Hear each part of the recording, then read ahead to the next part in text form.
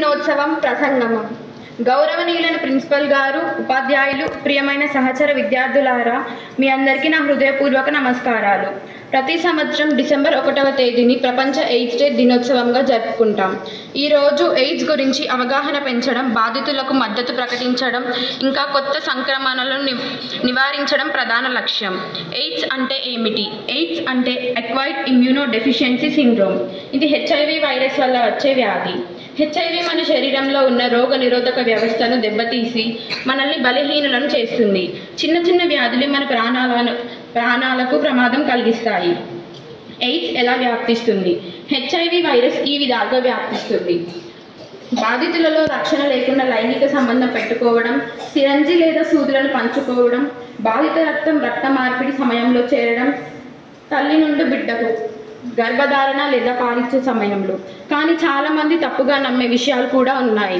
HIV ఈ విధంగా వ్యాప్తించవచ్చు: కలిసి కూర్చోవడం, చేతులు కలపడం, ఆహారాన్ని పంచుకోవడం, దోమకాటుతో తాకడం లేదా కౌగిలించుకోవడం.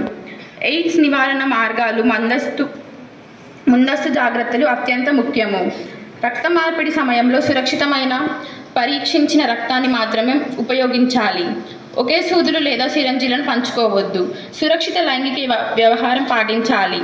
గర్భిణీలు HIV పరీక్ష చేయించుకోవాలి.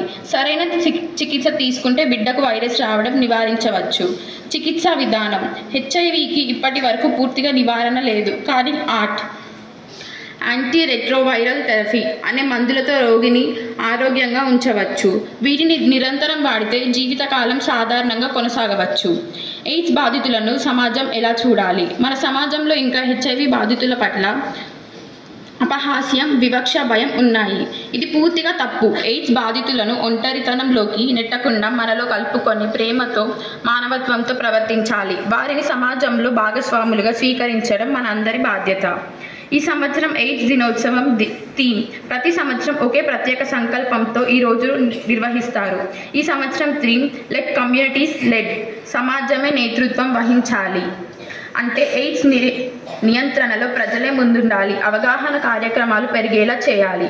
ముగింపులో ఎయిడ్స్ కంటే భయం, అజ్ఞానం, అపోహాలు ఎక్కువ ప్రమాదకరం. కాబట్టి మనం సక్రమమైన సమాచారం పంచుకుందాం, జాగ్రత్తలు పాటిద్దాం, బాధితులను ప్రేమతో ఆదరించుదాం. ఎయిడ్స్ను జయించాలంటే అవగాహనే ఆయుధం.